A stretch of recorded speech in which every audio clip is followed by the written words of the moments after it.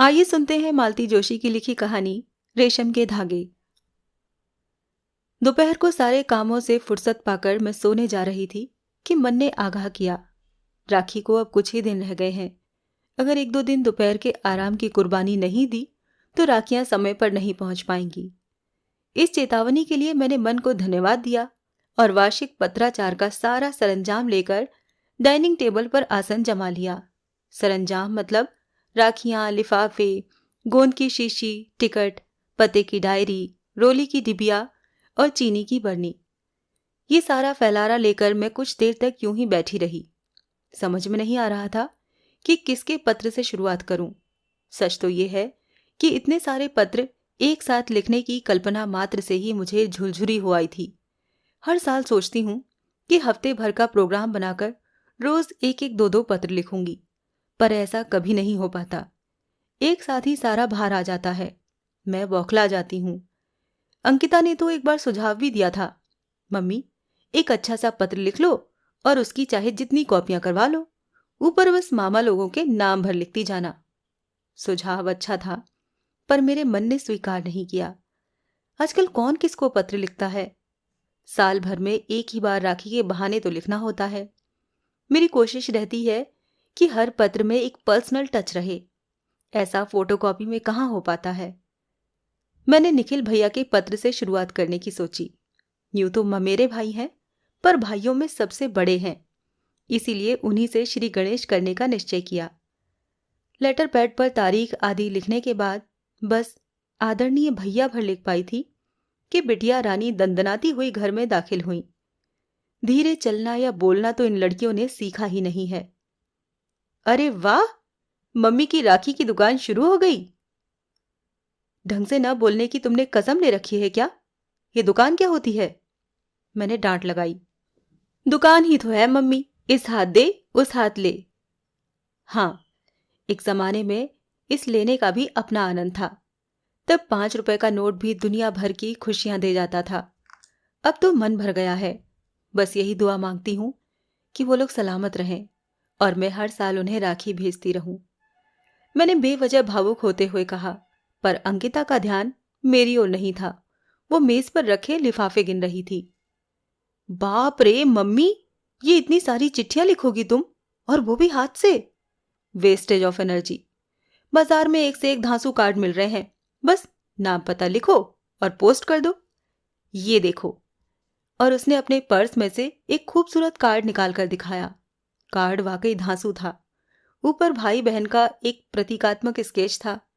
लिफाफे के भीतर एक मखमली कार्ड, उस पर भावपूर्ण पंक्तियां, कार्ड में लिपटी हुई एक राखी। सब कुछ एकदम रेडी, जैसा कि अंकिता ने कहा। बस नाम पता लिखो और पोस्ट कर दो। कितने का है? 55 ओनली। क्या? मेरी तो जैसे सांस ही रुक गई। मम्मी, 70-80 तक के कार्ड थे, पर तुम्हारे डर से मैं लाई नहीं। बड़ी मेहरबानी की। मम्मी, मेरा इकलौता भाई वहां उतनी दूर यूएस में बैठा है, क्या मैं उसके लिए 55 रुपए भी खर्च नहीं कर सकती? कर सकती हो भाई, बड़े बाप की बेटी हो। मम्मी, तुम भी यही करो, कितनी मेहनत बच जाएगी। पर मेरा एक लिफाफे से काम थोड़े ही चलेगा। तो दोनों सगे भाइयों को भेज सकती हो। बाकी चचेरे फुफेरे भाइयों के लिए डाक विभाग ने 5-5 रुपए के लिफाफे निकाले हैं ना, वो ले लेना। अंकिता, मैंने गंभीर स्वर में कहा, हमारे यहां भाई सिर्फ भाई होते हैं, वो चचेरे फुफेरे या ममेरे नहीं होते। अंकिता समझ गई कि मम्मी अब भाषण के मूड में आ गई हैं। उसने वहां से खिसकने में ही खैर समझी। गुनगुनाते हुए वो सीढ़ियां चढ़ गई और अपने कमरे में गुम हो गई। वैसे मैंने सच ही कहा था, हमारे यहाँ भाई सिर्फ भाई होते हैं। उनके साथ रिश्तों के विशेषण नहीं लगाए जाते। अगर इन विशिष्ट रिश्तों के साथ परिचय करवाया जाए तो वो लोग अपमानित महसूस करते हैं। मुझे अपनी भतीजी पारुल की शादी की याद हो आई। इस पीढ़ी की पहली शादी थी, इसीलिए करीब करीब सारे ही रिश्तेदार आ गए थे। शादी के दिन तो अफरा तफरी का माहौल रहता है, किसी से ठीक से मेल मुलाकात भी नहीं हो पाती।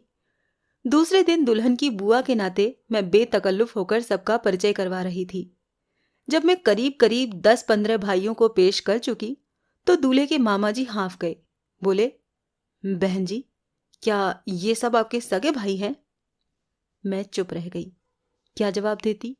खासकर उस समय मैं जिस शख्स का परिचय करवा रही थी वो तो रिश्तेदार भी नहीं था। वो पापा जी के मुंशी का बेटा था, सुनील। हम लोगों ने उसे हमेशा भाई ही माना था और इसी नाते वो बेंगलोर से पारुल की शादी में आया था। पर ये बात समधियों को कैसे समझाई जाती? मुझे इस असमंजस से सुनील नहीं उबारा। बोला, भाई साहब, आप तो बस इतना याद रखिए कि ये हमारी सबसे बड़ी दीदी हैं, पारुल की सबसे बड़ी बुआ। इसी से मिलता जुलता भी क्या कहूं, क्योंकि रंग एकदम उल्टा है। एक प्रसंग याद आ रहा है। मैं मुंबई से लौट रही थी। सामने वाली बर्थ पर 2 देवरानी जेठानी विराजमान थीं। वो शायद किसी शादी से लौट रही थीं, क्योंकि पूरे समय बारातियों की बदसलूकी, घरातियों की बदइंतजामी और मेहमानों की बदहाली पर चर्चा कर रही थीं। वो अपनी बातों में इतनी मशगूल थीं कि बच्चों की ओर उनका जरा भी ध्यान नहीं था। 2 बच्चे थे। लड़की बड़ी थी, 5-6 साल की। लड़का थोड़ा छोटा था। थोड़ी देर तो दोनों अच्छे से खेलते रहे, फिर पता नहीं किस बात पर अनबन हो गई और लड़की ने लड़के को धक्का दे दिया। मैंने लपक कर थाम लिया, नहीं तो मुंह के बल गिरता। मैंने बच्चे को दुलराते हुए लड़की से कहा, बेटा, अपने भाई को इस तरह धक्का नहीं देते, अभी चोट लग जाती तो। वो चुहिया तपाक से बोली, he is not my brother, he is my cousin. सुनकर मैं तो सन्न रह गई। इससे ज्यादा हैरत मुझे इस बात पर हुई कि किसी ने उसे डांटा नहीं, बल्कि उसकी माँ और चाची उसके अंग्रेजी ज्ञान पर और उसके उच्चारण पर निहाल हुई जा रही थीं। इसे क्या कहेंगे, आधुनिकता या आभिजात्य? मम्मा, जरा अपना पेन देना, मेरा चल नहीं रहा है। मैंने भुनभुनाते हुए अंकिता को पेन पकड़ाया। पढ़ने लिखने वाले लोग हो तुम, ढंग का एक पेन भी नहीं रख सकते? उसने कोई जवाब नहीं दिया, चुपचाप लिफाफे पर पता लिखती रही। मैंने देखा, बिटिया रानी फिर कहीं जाने के लिए तैयार हैं। कहीं जा रही हो? मैंने पूछा। हाँ, ये कार्ड तो पोस्ट ऑफिस जाकर ही पोस्ट करना होगा ना। तुम्हारी भी कोई चिट्ठी हो तो दे दो, वहीं डाल दूंगी, जल्दी पहुंच जाएगी। अरे, अभी लिखी कहाँ है? पर तुम अपने भैया को अपनी ओर से 2 लाइनें तो लिख दो। लिफाफा बंद करने की ऐसी क्या जल्दी है? इतना अच्छा मैसेज लिखा तो है मम्मी, मैं और क्या लिखूंगी? वो तो छपा हुआ है बेटा, एक कॉमन चीज है, तुम उसमें एक पर्सनल टच तो दो। इन सब बातों के लिए किसके पास फुर्सत है मम्मा? मैं लिख भी दूं तो क्या उसके पास पढ़ने के लिए टाइम होगा?